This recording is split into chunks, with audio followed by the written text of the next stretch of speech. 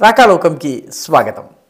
వారణాసిలో ఉన్న జ్ఞానవాపి కోసం జరుగుతున్న పోరాటము ఒక కీలకమైన ఘట్టంలోకి చేరుకున్నది. ఆర్కియాలజికల్ సర్వే ఆఫ్ ఇండియా ఇచ్చినటువంటి సువిస్తృతమైనటువంటి నివేదికలో జ్ఞానవాపి పరిసరంలో ఒక మందిరం తాలూకు భగ్నావశేషాలు ఉన్నాయి. ఒక మందిరం తాలూకు స్తంభాల మీదుగా ఆ కట్టడం మీద ప్రస్తుతం ఉన్నటువంటి మసీదును నిర్మాణం చేయడం జరిగింది అని ఆర్కియాలజికల్ సర్వే ఆఫ్ ఇండియా చాలా స్పష్టమైనటువంటి ఆధారాలు ఇచ్చింది. దాని తరువాత ఇప్పుడు ఈ పోరాటం ఏదైతే ఉందో జ్ఞానవాపికి సంబంధించిన పోరాటము అది ఒక కొత్త దశకి చేరుకున్నది. జ్ఞానవాపి మసీదులో ఉన్న వజూఖానా, ఆ వజూఖానాలో ఉన్నటువంటి శివలింగానికి కూడాను సర్వే జరిపించాలి. ఆ ప్రాంతంలో కూడా సర్వే జరిపించాలి. ప్రస్తుతం దాన్ని సీల్ చేసి ఉంచారు.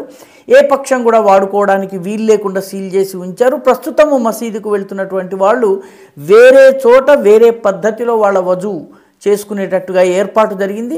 అయితే ఈ వివాదిత వజూఖానా ఏదైతుందో అది సీలింగ్లో సీల్ చేయబడి ఉంది. ఆ సీల్ చేసినటువంటి చోట కూడా మిగతా పరిసరంలో ఏ రకంగానైతే ఆర్కియాలజికల్ సర్వే చేయటం జరిగిందో ఆ రకమైన సర్వేని ఇప్పుడు ఈ వజూఖానాలో ఉన్న శివలింగంగా భావిస్తున్నటువంటి ఏదైతే ఉందో దాని దగ్గర కూడా ఈ సర్వే నిర్వహించాలని చెప్పి ఈ మందిరం కోసం పోరాడుతున్నటువంటి 5 మహిళలు డిమాండ్ చేశారు. వాళ్ళు న్యాయస్థానాన్ని కూడాను వాళ్ళు ఇప్పుడు ఆశ్రయించారు.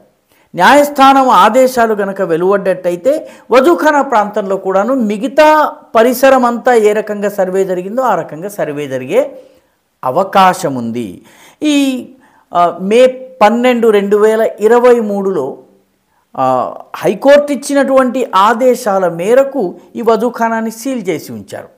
ఎందుకంటే అంతకుముందు ఆర్కియాలజికల్ సర్వే ఆఫ్ ఇండియా వాళ్ళు ప్రాథమికంగా సర్వే చేస్తున్నటువంటి సమయంలో ఈ వజూఖానాలో ఉన్న శివలింగం బయటపడటము, హిందూ పక్షము ఇది శివలింగము దీనిని పూజించేటువంటి అధికారం మాకు ఇవ్వాలని అడగటము, ఆ తరువాత న్యాయస్థానం దాన్ని సీల్ చేసి ఉంచింది. మిగతా నమాజు కొనసాగవచ్చును. అదే సమయంలో మిగతా ప్రాంతాలలో ముఖ్యంగా పశ్చిమ గోడ దగ్గర ఉన్నటువంటి శకలాలు గోడ మిగతా అన్నిటికి సంబంధించిన సర్వే జరగాలని ఆ సర్వే నివేదిక ఇటీవలే వచ్చింది. కాబట్టి 25 జనవరిన ఆర్కియాలజికల్ సర్వే ఆఫ్ ఇండియా నివేదిక వచ్చింది. ఆ నివేదిక కంక్లూజివ్గా అంటే ఎటువంటి సందేహానికి తావు లేకుండా అక్కడ గతంలో ఒక హిందూ మందిరం ఉండేది అన్నటువంటి విషయాన్ని బయటపెట్టింది. కాబట్టి మే 2020 నుంచి సీల్ చేయబడి ఉన్న వజూఖానాలో కూడా ఇప్పుడు ఆర్కియాలజికల్ సర్వే వాళ్ళు అధ్యయనం చేయాలి అని చెప్పి ఈ మహిళలు పోరాడుతున్నారు. ఈ 5 మహిళలు కూడాను చాలా సాధారణమైనటువంటి బ్యాక్గ్రౌండ్కి చెందినటువంటి మహిళలు. వీళ్ళలో ఒకరు సీతా సాహు, ఆమె ఒక చిన్న కిరాణా దుకాణం నడుపుకుంటూ ఉంటారు.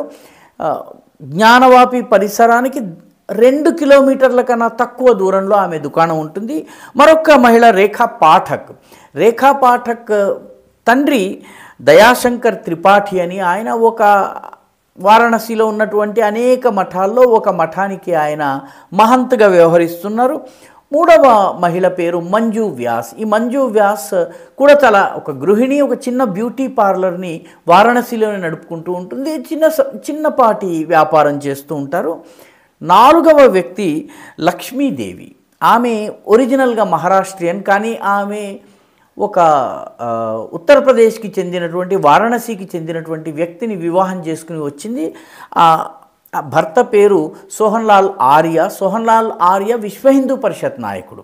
ఆయన 1985 నుంచి జ్ఞానవాపి విముక్తి కోసము కోర్టులో పోరాడుతున్నటువంటి వ్యక్తి. రకరకాల కేసులు వేశారు, ఫిర్యాదులు చేశారు. మొదట్లో ఆయనను అందరూ పిచ్చివాడి కింద పరిగణించారు.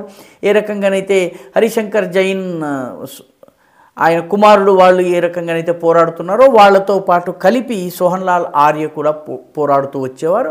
5వ మహిళ పేరు రాఖీ సింగ్. ఈమె ఢిల్లీకి చెందినటువంటి సామాజిక కార్యకర్త. ఈమె వారణాసిలో ఉండరు.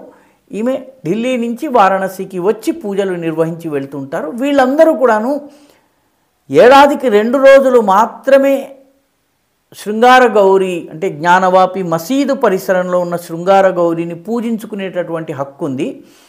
2 రోజులు కాకుండా మాకు 365 రోజులు వెళ్ళి పూజ చేసుకునేటటువంటి హక్కు కల్పించాలి. ఎందుకంటే శృంగార గౌరి గురించి కాశీఖండంలో కానీ ప్రాచీన సాహిత్యంలో కానీ చాలా విషయాలు చెప్పడం జరిగింది. అక్కడికి వెళ్ళి పూజ చేసుకునేటటువంటి మా ప్రాథమిక హక్కు ఏదైతే మౌలికమైనటువంటి హక్కు ఏదైతే ఉందో ఆ హక్కును పరిరక్షించాలని వీళ్ళు న్యాయస్థానానికి వెళ్ళారు.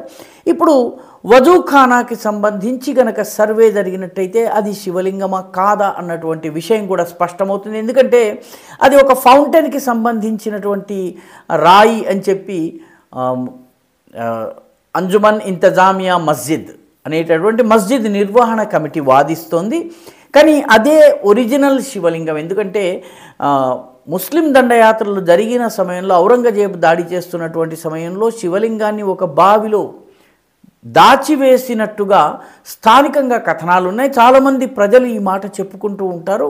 జ్ఞానవాపి వైపే నందీశ్వరుడు కూడా తిరిగి ఉంటారు. ఆ వైపు అంటే ప్రస్తుతం ఎక్కడైతే మనం పూజ చేస్తూ ఉంటామో కాశీకి వెళ్ళి దాని వైపు కాకుండా ఈ జ్ఞానవాపి మసీదు వైపు తిరిగి ఉంటారు. దాదాపు ఒక 400-500 సంవత్సరాలుగా విముక్తి కోసము తన యొక్క శివుని విముక్తి కోసం నంది పోరాడుతుందని కాశీలో ఉన్నటువంటి సర్వసాధారణ ప్రజానీకం నమ్ముతూ ఉంటారు. కాబట్టి వీళ్ళు ఇప్పుడు ఆ వజూఖానాలో లభించిందే శివలింగం కాబట్టి దానికి కూడా సర్వే జరపాలని కోరుతున్నారు. ఈ 5 మహిళలు ఇప్పుడు కోర్టుని అప్రోచ్ అవుతున్నారు. కోర్టు ఏం ఆదేశం ఇస్తుంది అన్న దాని మీద ఈ సర్వే జరుగుతుంది. సర్వే జరిగినట్లయితే దాని ఫలితం ఏమిటి అన్నది తెలిసినట్టయితే కాశీ విముక్తి కోసము జ్ఞానవాపి విముక్తి కోసం జరుగుతున్నటువంటి పోరాటము ఒక కీలకమైనటువంటి ఘట్టంలోకి చేరుతుంది. ఈ వీడియో మీకు నచ్చినట్టయితే లైక్ చేయండి, షేర్ చేయండి, ఈ ఛానల్కు సబ్స్క్రైబ్ చేయండి. మీ అభిప్రాయాన్ని కమెంట్ల రూపంలో తప్పనిసరిగా పంపించండి.